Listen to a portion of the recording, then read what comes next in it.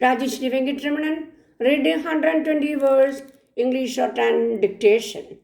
So please subscribe, like and share to your friends.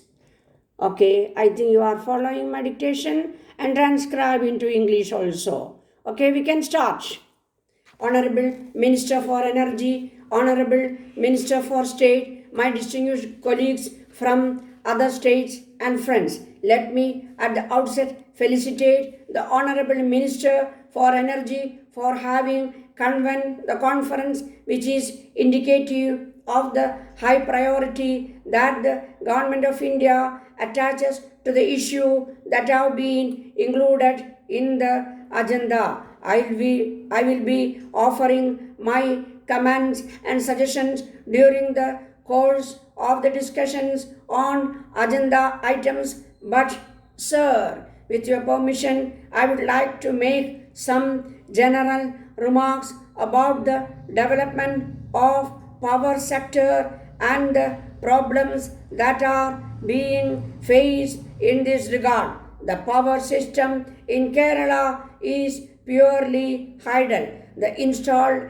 capacity of existing 9 idle stations is about 1000 megawatts. At the same time, idle potential of the state is 3000 megawatts. 7 schemes under implementation will add 700 megawatt to the installed capacity and energy capability by 2000 units. According to the Power Survey of India, the energy demand in Kerala will be about 12,000 units by 1996. Otherwise, the state will face shortage of power by the turn of the century.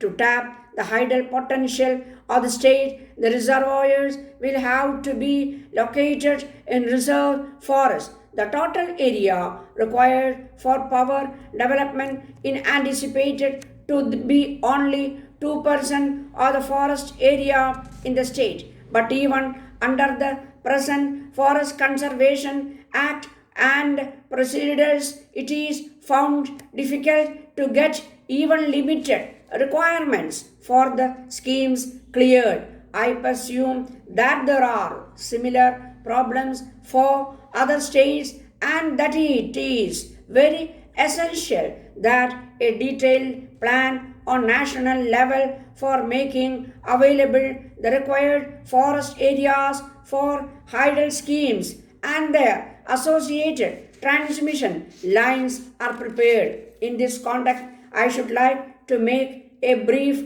reference to an aspect which is really of a basic and general nature to be discussed at length in a higher forum like the National Development Council. Nevertheless, I refer that here because power development is an area where the impact of the general aspect is very telling. In the process of planning, we are faced with resources constrained every year in varying degrees. But some states are mostly reasons beyond their control, particularly hard up, and they find it impossible to achieve any real growth rate in their own plan outlay from time to time. Ours is one such state. However, in keeping with the national policy, we really undertake projects of major dimensions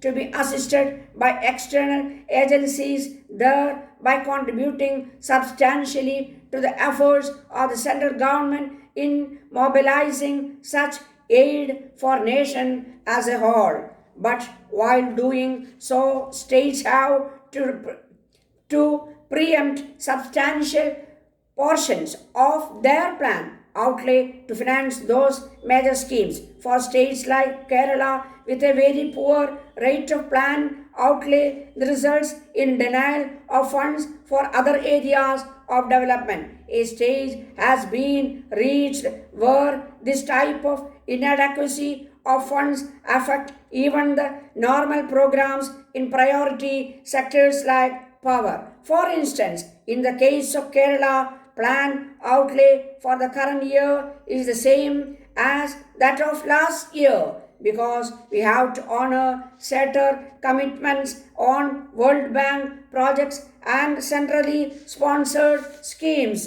The money we are able to provide for even a priority sector like power does not show any increase from last year to this year. In fact, there is a reduction in other areas of development. The situation could perhaps wait for further discussions and remedy on national basis, but an immediate way out has to be found at least in the crucial sector of power. Therefore, this meeting should, in my view, consider ways and means of protecting a minimum level of power outlay even in respect of states whose total plan put lays does not show any substantial growth from year to year. On then will such states be able to ensure that the increasing investment in important externally aided and centrally sponsored projects